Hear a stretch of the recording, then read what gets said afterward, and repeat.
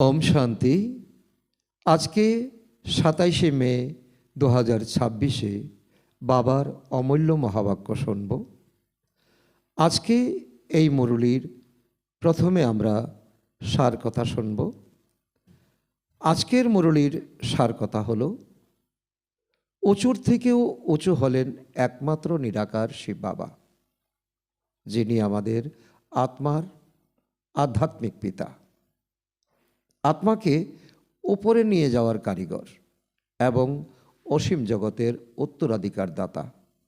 জাগতিক পিতা, ঘরে ঘরে যারা পিতা আছেন তারা সীমিত সুখ দেন, ধন সম্পদ দেন, কিন্তু শিব বাবা আমাদের 21 জন্মের জন্য স্বর্গের সুখ শান্তির উত্তরাধিকার প্রদান করেন।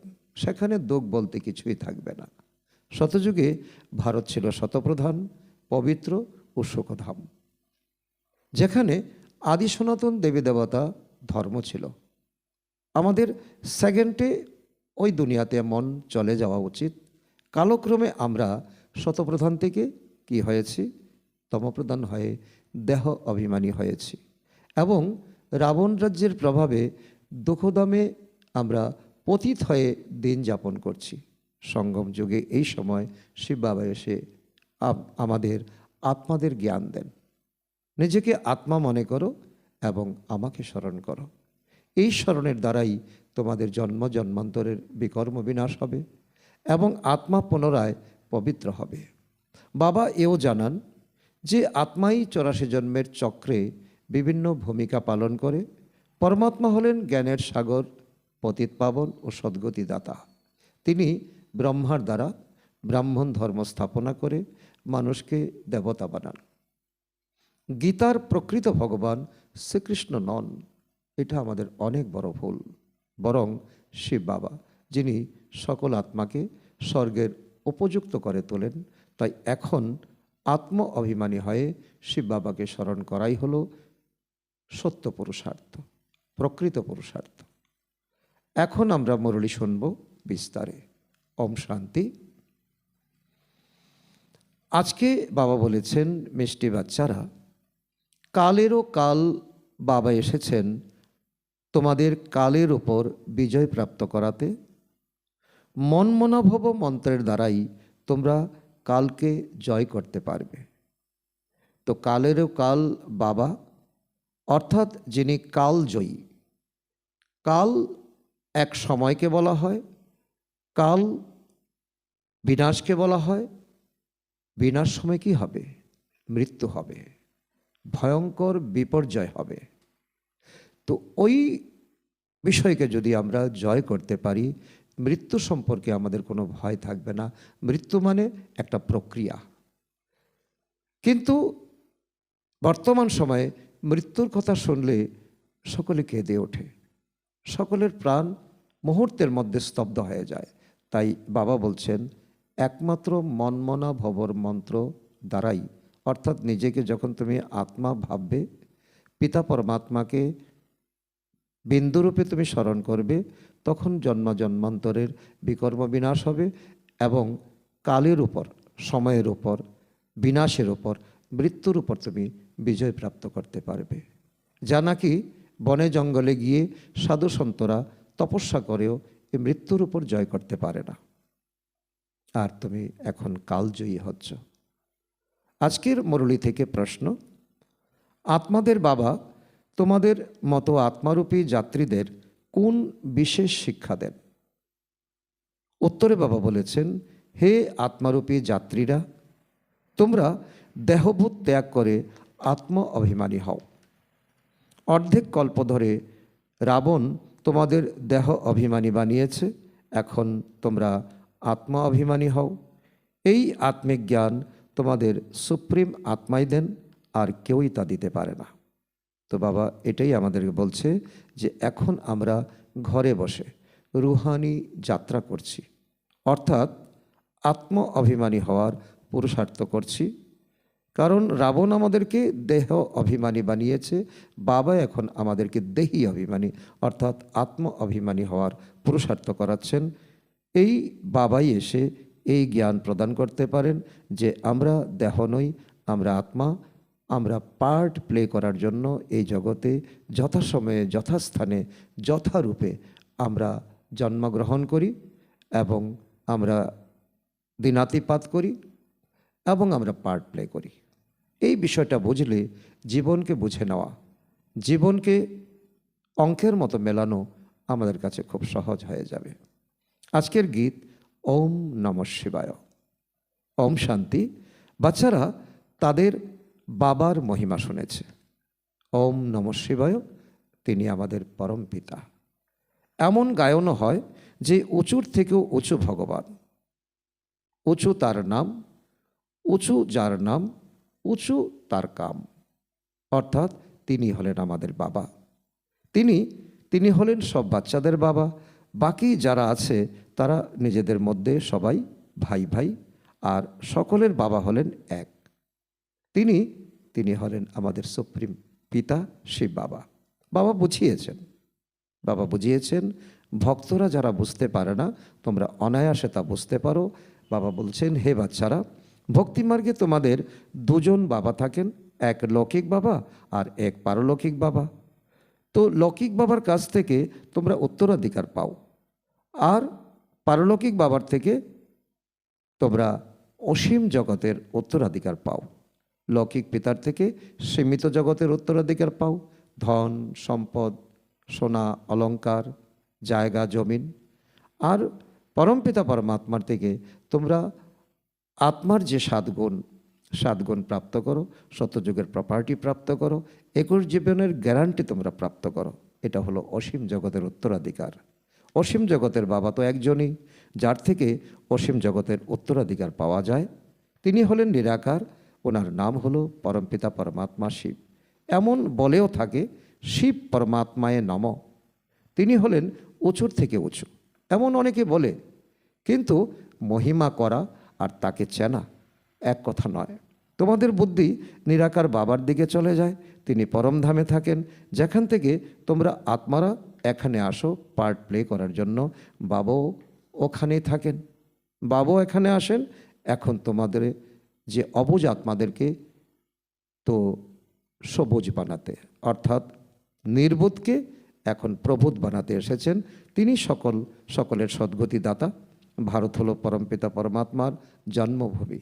শিব জয়ন্তীও এখানে পালন করা হয়। এই আধ্যাত্মিক পিতাকেই জ্ঞানের সাগর, পতিত পাবন, লিবারেটর, গাইড বলা হয়। এগুলো সব তার ওনার মহিমা, ওনার কর্তব্য। তিনি হলেনই দুঃখহর্তা সুখকর্তা। একথা ভারতবাসীরা জানে। এ হলো দুঃখধাম, ভারতই সুখধাম ছিল। বাবা বসে বাচ্চাদের বোঝান, হে ভারতবাসী, তোমরা বিশ্বের মালিক ছিলে, যেখানে তোমাদের আদি সনাতন দেবী দেবতা ধর্ম ছিল। দেবী দেবতা ধর্ম শ্রেষ্ঠ, কর্ম শ্রেষ্ঠ ছিল। এখন এই ধর্ম ভ্রষ্ট, কর্মভ্রষ্ট হয়ে গেছে। নিজেদের পবিত্র দেবতা বলতে পারে না। কলিযুগ অন্ত পর্যন্ত ভক্তিমার্গ চলে, তো এখানে কোনো জ্ঞান থাকে না। বাবা বলছে যে এখন ভক্তি আছে কিন্তু জ্ঞান নেই। জ্ঞানের বিন্দু মাত্র পর্যন্ত এখানে নেই। সকলে অজ্ঞান হয়ে সকলে চলছে। জ্ঞান থেকে কি হয়? জ্ঞান থেকে সদ্গতি হয়। তো ভক্তি কি সদ্গতি দিতে পারে? সকলের সদ্গতি দাতা বাবা যতক্ষণ না আসেন ততক্ষণ কোনো সদ্গতি হতেই পারে না। বাবা বলেন, আমি কল্পের সঙ্গম যুগে আসি। 5000 বৎসরে এক কল্প।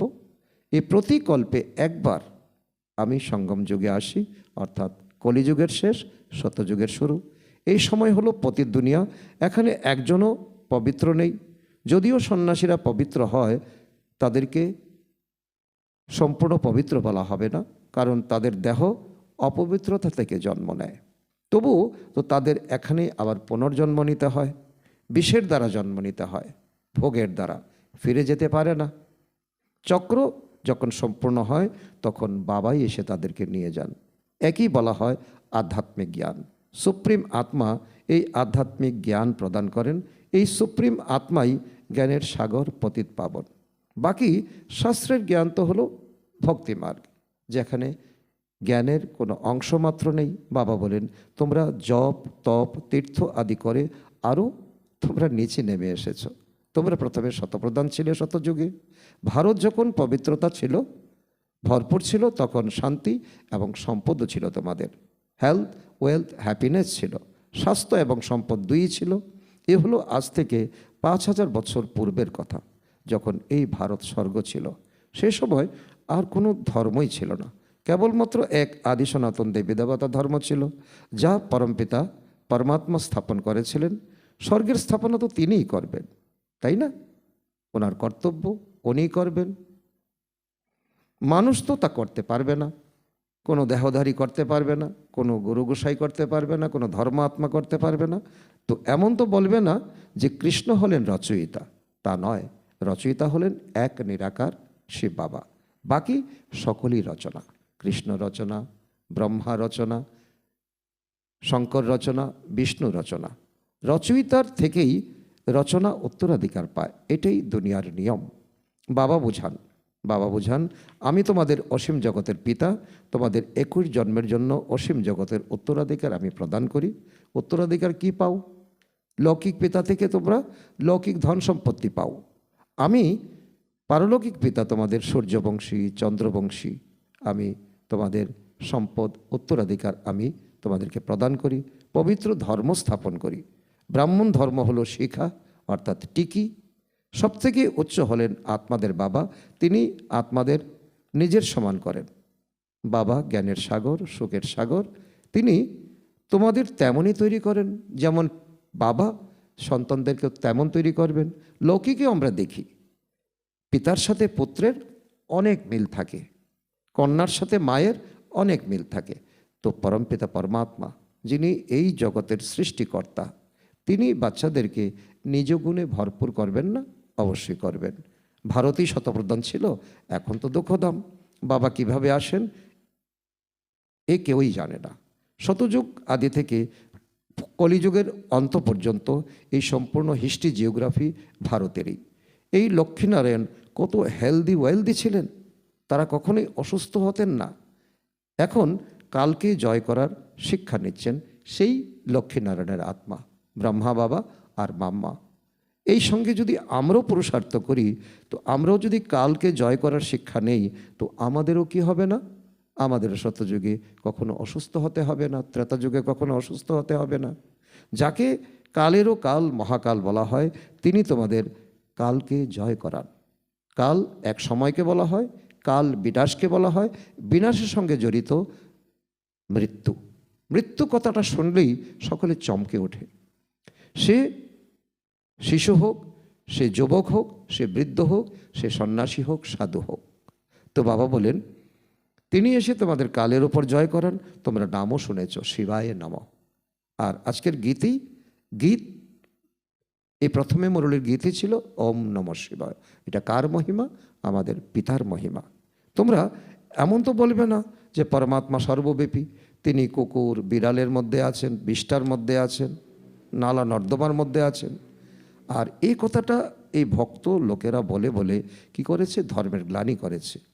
মানুষ বাবার গ্লানি করে। এখন এ হলো কল্পের সঙ্গম সময়। এই সময় বিনাশকালে বিপরীত বুদ্ধি বলা হয়। এখন বিনাশ তো সামনে উপস্থিত। গীতাতেও লেখা আছে যাদব, কৌরব আর পাণ্ডবরা কি করেছিল। সর্বশাস্ত্র শিরোমণি হলো শ্রীমদ্ ভাগবত গীতা। এর থেকেই অন্য শাস্ত্র বের হয়েছে। তোমরা জানো যে গীতা হলো দেব ধর্মের শাস্ত্র। গীতা হলো দেব ধর্মের শাস্ত্র।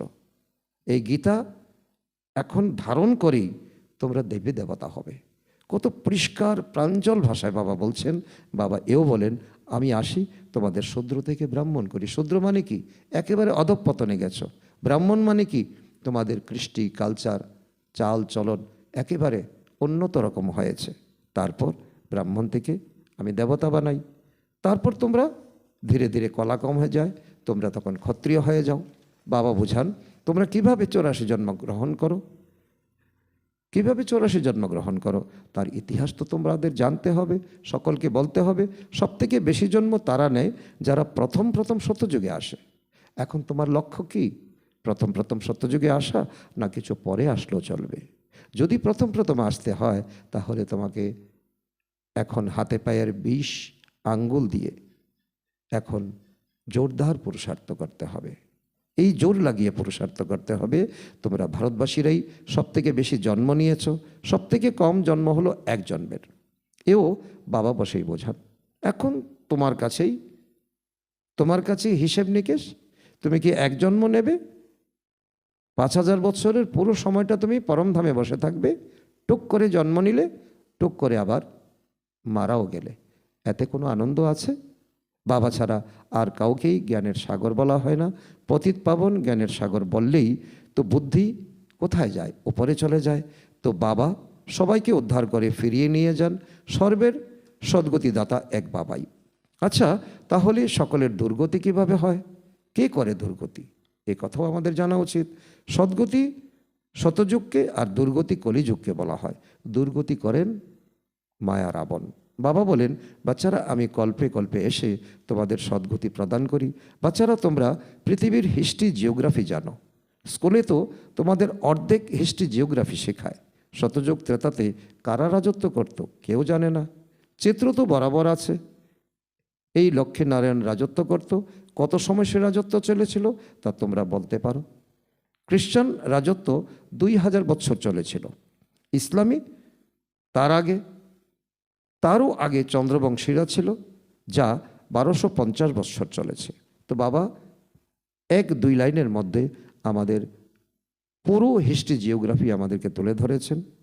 পুরো হিস্ট্রি জিওগ্রাফি যা স্কুলে পড়ানো হয় না, বাবা আমাদেরকে পড়াচ্ছেন। শতযুগ আর ত্রেতা যুগে সূর্যবংশী চন্দ্রবংশী ছিল, আর কোনো ধর্মই ছিল না। তোমরাই সূর্যবংশী চন্দ্রবংশী হও, এখন আবার ব্রাহ্মণ বংশী হয়েছ। এই সম্পূর্ণ নাটক ভারতের উপরে তৈরি হয়েছে। ভারতেই নরক আর স্বর্গ হয়। আর ধর্মের জন্য এমন বলা হবে না ওরা তো স্বর্গে থাকে না। কেউ যখন মারা যায় তখন বলে স্বর্গবাসী হয়েছে, কিন্তু বুঝতেই পারে না। নরকবাসীদের তো নরকেই জন্ম নিতে হবে, স্বর্গবাসীরা স্বর্গেই পুনর্জন্ম নেবে। বাচ্চারা, তোমরা বুঝতে পারো যে এই লক্ষ্মীনারায়ণ স্বর্গবাসী ছিলেন। তারা এই রাজধানী কিভাবে পেয়েছিলেন? লাখ বছরের কথা তো মনে থাকতেই পারে না, কারণ এটা লাখ বছরের কথা নয়। শাস্ত্রে কি বলে দিয়েছে, সাধু সন্তরা কি বলেছে, তাতেই ভক্তরা কনফিউজড হয়ে গেছে। এক এক যুগের আয়ু লক্ষ লক্ষ বৎসর লিখে দিয়েছে। এখানেই আমাদের জীবন অসমাপ্ত থেকেছে, আমাদের জীবনের অঙ্ক মেলেনি। তো বাবা বলছেন, শতযুগে এই শাস্ত্র ইত্যাদি থাকেই না। এসবই হলো ভক্তি মার্গের সামগ্রী। সিঁড়ি দিয়ে নিচে নামতেই হয়। শতপ্রধান থেকে শত রজ তমতে এই সিঁড়ি নামতে কত সময় লাগে? 5000 বছর সময় লাগে। শতযুগে 16 কলা সম্পূর্ণ, তারপর ত্রেতাতে 2 কলা কমে যায়। আত্মায় রূপুর খাদ পড়ে, অর্থাৎ তখন দেবী দেবতারা রূপুর জিনিস ব্যবহার করত। শতযুগে 16 কলা মানে সম্পূর্ণ খাঁটি সোনা ব্যবহার করত। কপার যুগে এলে, তাম্র যুগে এলে আত্মার কপার অর্থাৎ তামার খাদ পড়ে। অর্থাৎ দাপর যুগে তাম্রের প্রচলন ছিল, তামার প্রচলন ছিল। এখন তো সম্পূর্ণ তমপ্রধান, তাই এখন লোহার প্রচলন। আত্মার মধ্যে খাদ জমা হয়। তোমরা এই সম্পূর্ণ 84 জন্ম গ্রহণ করো। আত্মাদের এই পিতা শিব বাবা এসে আত্মারূপী সন্তানদেরকে বোঝায়। তার আগে তোমরা ছিলে অজ্ঞান। ভক্তি করতে করতে তোমরা তো উন্মাদ হয়ে গিয়েছিলে। তোমাদের এখন আত্ম অভিমানী হতে হবে। রাবণের প্রবেশ হলে সবাই দেহ অভিমানে চলে যায়। তোমাদের এখন নিজেকে আত্ম মনে করতে হবে। এই হলো শিক্ষা। আমরাই 84 জন্ম নিয়ে নিয়ে ভিন্ন ভিন্ন চরিত্রে অ্যাক্ট করেছি। এখন 84 জন্মের চক্র সম্পূর্ণ হয়েছে। এখন তো এই শরীরও জর্জরীভূত হয়ে গেছে। দাপর থেকে রাবণ রাজ্য হয়, শতযুগ থেকে রাম রাজ্য। শতযুগে তোমরা আত্ম অভিমানী ছিলে, দাপর এবং কলিযুগে তোমরা দেহবোধে এসে যাও। তোমরা তখন না আত্মাকে না পরমাত্মাকে জানো। বাবা বোঝান যে আত্মা হলো এক তারার মতো, ভ্রুকুটির মাঝে ঝলমলে এক আজব নক্ষত্র। এক দিব্য দৃষ্টি ছাড়া দেখা যায় না। এ হলো খুবই সূক্ষ্ম। আত্মাই এক শরীর ত্যাগ করে অন্য শরীর ধারণ করে। আমরা আত্মারা 84 জন্ম গ্রহণ করেছি। পরমপিতা পরমাত্মাও বিন্দুই, তাকেই জ্ঞানের সাগর, পতিত পাবন, নলেজফুল বলা হয়। পরমপিতা পরমাত্মার মধ্যে এই সৃষ্টির আদি, মধ্য এবং অন্তের জ্ঞান রয়েছে। বীজরূপ হওয়ার কারণে তাকে সৎ চিত আনন্দস্বরূপ বলা হয়। বাবার মধ্যে যে জ্ঞান আছে তা অবশ্যই শোনাতে হবে। এ হলো আধ্যাত্মিক জ্ঞান। সমস্ত আত্মাদের পিতা এসে আত্মাদের পড়ান, তোমাদের আত্ম অভিমানী হতে হবে। সে বাবা আমাদের পড়ান, তিনি হলেন নলেজফুল। বাবা এসেই স্বর্গের রচনা করেন, তিনি তোমাদের স্বর্গের উপযুক্ত করে তোলেন। এই সৃষ্টির রহস্য কোনো মানুষ জানেই না, রহস্য জানে না। তাহলে আমরা মানুষ সর্বশ্রেষ্ঠ জীব, যদি সৃষ্টির রহস্যই না জানি, তাহলে আমাদের মধ্যে আর পশুদের মধ্যে কি পার্থক্য রইল? পশুদের তো বিবেক বুদ্ধি নেই, তারা খাচ্ছে আর বংশ বৃদ্ধি করছে আর একদিন মরে যাচ্ছে। তো মানুষও খায়, মানুষও বংশ বৃদ্ধি করে, একদিন মারা যায়। তো বাবা বলেন, বাবাকে না জানার কারণেই ভারতের এই হাল হয়েছে। তোমরা পশুতুল্য হয়ে গেছো। ভারতে যখন পবিত্রতা ছিল তখন শান্তি এবং সম্পদও ছিল, এখন তো এ হলো নরক। তাহলে কেউ কিভাবে স্বর্গে যেতে পারে? মানুষ সম্পূর্ণ পাথর বুদ্ধি হয়ে গেছে। বাবা বলেন, আমি তো বাচ্চাদের জন্য কোনো উপহার নিয়েই আসব। তোমাদের কি মনে হয়? বাবা যখন বাইরে চাকরি করে, ঘরে যখন ফেরে, তো বাচ্চাদের জন্য অবশ্যই পুরস্কার নিয়ে আসে, কোনো রকম গিফট নিয়ে আসে। আমিও তো তোমাদের জন্য খালি হাতে আসিনি, আমি তোমাদের স্বর্গের মালিক বানাই। পূর্বকল্পে যারা উত্তরাধিকার প্রাপ্ত করেছিল তারাই এখন আবার নেবে। এখন তুমি তোমাকে উপযুক্ত মনে করছো কি? তারা মনুষ্য থেকে দেবতা হবে। বাস্তবে তো সবাই হলো পরমপিতা ব্রহ্মার সন্তান। এখন ব্রহ্মার দ্বারা শিব বাবা রচনা করছেন, তোমরা ব্রহ্মা কুমার কুমারী হয়ে যাচ্ছ। শিব বাবার থেকে উত্তরাধিকার নিতে হলে তোমাদের পুরুষার্থ করতে হবে, তমপ্রধান থেকে শতপ্রধান হতে হবে, অন্য কোনো শর্টকাট নেই। বাবা বলেন, আমাকে স্মরণ করলে তোমাদের সব বিকর্ম বিনাশ হয়ে যাবে। এই আধ্যাত্মিক জ্ঞান বাবা ছাড়া আর কেউ দিতে পারে না। দুনিয়াতে তো অনেক আত্মাই আছে, শতযুগে দেবাত্মা, ত্রেতাতে দেবাত্মা, অর্থাৎ চন্দ্রবংশী হয়ে যায়, ক্ষত্রিয় হয়ে যায়। তারপর আসে ধর্মাত্মা, তারপর আসে মহাত্মা, পুণ্যাত্মা। এখন আমরা পাপাত্মা হয়ে গেছি। আত্মাদের পিতাই আত্মাদের জ্ঞান প্রদান করেন। তোমরা এই আধ্যাত্মিক যাত্রা করো, ঘরে বসে আধ্যাত্মিক যাত্রা। আমি আত্মা, আমার ঘর হলো সেই পরম ধাম। এখানে আমার কৃষ্টি, কালচার, বিস্তার এই সকলই ক্ষণস্থায়ী, এ কিছুই আমার নয়। দেহ অভিমানকে ত্যাগ করে তোমরা দেহে অভিমানী হও। আত্মা হলো অবিনাশী, আত্মার মধ্যেই পার্ট ভরা আছে। আত্মা কিভাবে 84 জন্মের অভিনয় করে এখন আমরা জানতে পেরেছি। আমরা সূর্যবংশী ছিলাম, তারপর চন্দ্রবংশী হয়েছিলাম, আবার আমাদের সূর্যবংশী হতে হবে। এখন আমাদের শতপ্রধান হওয়ার শিক্ষা দেন। মামেকম স্মরণ করো, ভগবান উবাচু। গীতার ভগবান শিব বাবা নাকি শ্রীকৃষ্ণ, কৃষ্ণের আত্ম এখন এই শিক্ষা নিয়ে আগামী জন্মের জন্য, অর্থাৎ দেবী দেবতা হওয়ার জন্য তৈরি হচ্ছেন। আচ্ছা, মিষ্টি মিষ্টি হারানিধি বাচ্চাদের প্রতি মাতা পিতা বাপদাদার স্মরণের স্নেহসমন আর সুপ্রভাত। আত্মাদের পিতা তার আত্মারূপী বাচ্চাদের জানাচ্ছেন নমস্কার। আমরা আত্মারূপী সন্তানরা আমাদের মাতা পিতা বাপদাদাকে জানাই স্মরণের স্নেহসমন, সুপ্রভাত, নমস্কার। ধন্যবাদ বাবা, ধন্যবাদ। আজকের মুরলী থেকে ধারণার জন্য মুখ্যসার 1 নম্বর, আধ্যাত্মিক যাত্রা করতে হবে এবং করাতে হবে। নিজেকে শতপ্রধান বানানোর জন্য এক বাবাকে স্মরণ করতে হবে। আত্ম অভিমানী হওয়ার সম্পূর্ণ পুরুষার্থ করতে হবে। নাম্বার 2, কালকে জয় করার জন্য বাবার শিক্ষাতে মনোযোগ দিতে হবে। নিজেকে আত্মা মনে করে অন্য আত্মাদের এই জ্ঞান প্রদান করতে হবে। আজকে বাপদাদার মধুর বরদান আমাদের বাচ্চাদের প্রতি। বাপদাদার কর্তব্যকে নিজের নিশানা বানিয়ে মাস্টার মর্যাদা পুরুষোত্তম ভব। বাপদাদার কর্তব্যকে নিজের নিশানা বানিয়ে মাস্টার মর্যাদা পুরুষোত্তম ভব। তার অর্থ বলা হয়ে থাকে, নিজের উপার্জিত জিনিসই নিজের নেশা বা অহংকার বাড়ায়। অন্যের উপার্জনে কখনো নজর দেওয়া উচিত নয়। অন্যের নেশাকে নিশানা করার পরিবর্তে বাপদাদার গুণ এবং কর্তব্যকে নিজের নিশানা বানাও। বাপদাদার সাথে অধর্ম বিনাশ আর সত্যধর্ম স্থাপনার কর্তব্যে সহযোগী হও। অধর্ম বিনাশকারীরা কখনো অধর্মের কাজ বা দৈবী মর্যাদা লঙ্ঘন করার কাজ করতে পারে না। তারাই মাস্টার পুরুষোত্তম হতে পারে।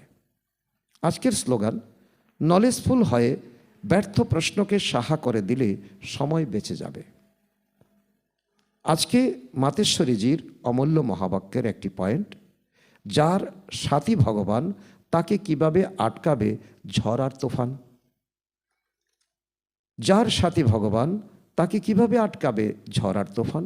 দেখো, এই গীত প্রমাণিত করে আত্মা আর পরমাত্মা দুই আলাদা জিনিস। ঈশ্বর সর্বব্যাপী নন, যা ভক্তিতে সকলে বলে আসছে আর নিচের দিকে যাচ্ছে। কেননা যার সাথী ঈশ্বর, সেই ঈশ্বর হাজির হওয়া সত্ত্বেও সৃষ্টিতে এত দুঃখ কেন? যদি আমরা মেনেই নিলাম ঈশ্বর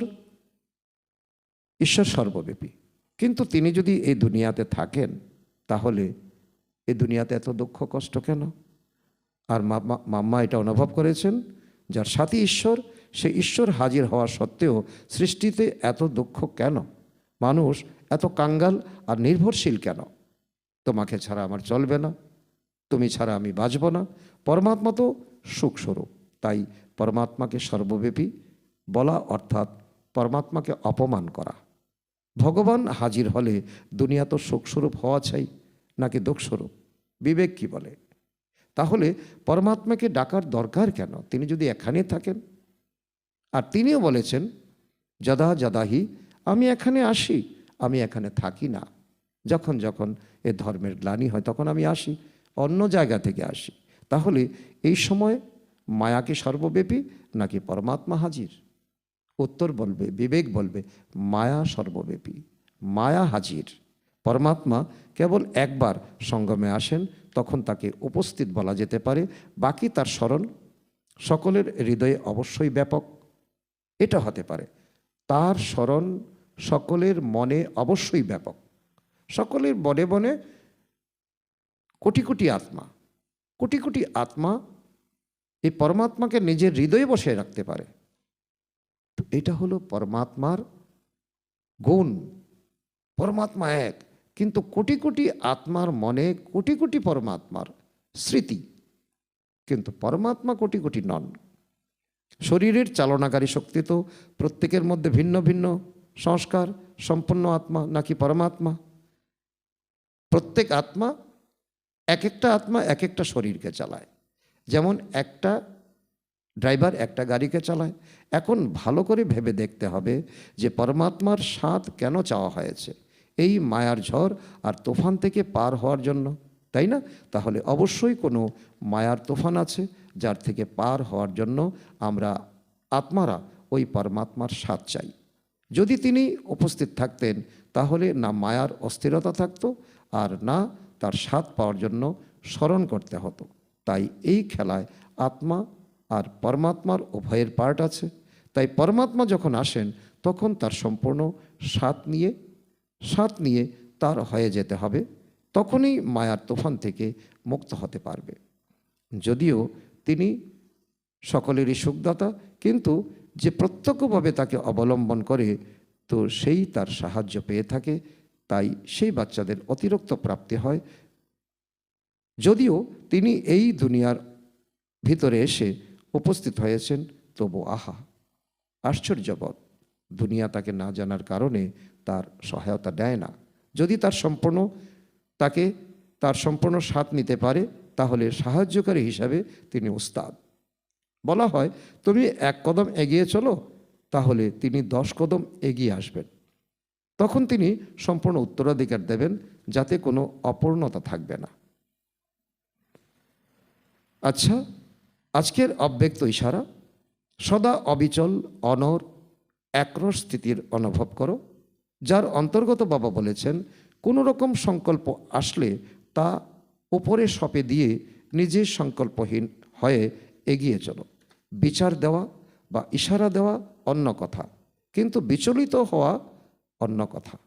বাবার বাচ্চা হয়ে বিচলিত হবে কেন? তাই সদা একরস সংকল্প সঁপে দিলে এবং সংকল্পহীন হলে সদা মনে রাখতে হবে যে আমাকে কর্মেন্দ্রিয় জিত হতে হবে। যে কোনো একটি কর্মেন্দ্রিয়ের আকর্ষণও এক বাবার হতে দেবে না, একরস স্থিতিতে স্থিত হতে দেবে না। আচ্ছা, ওম শান্তি।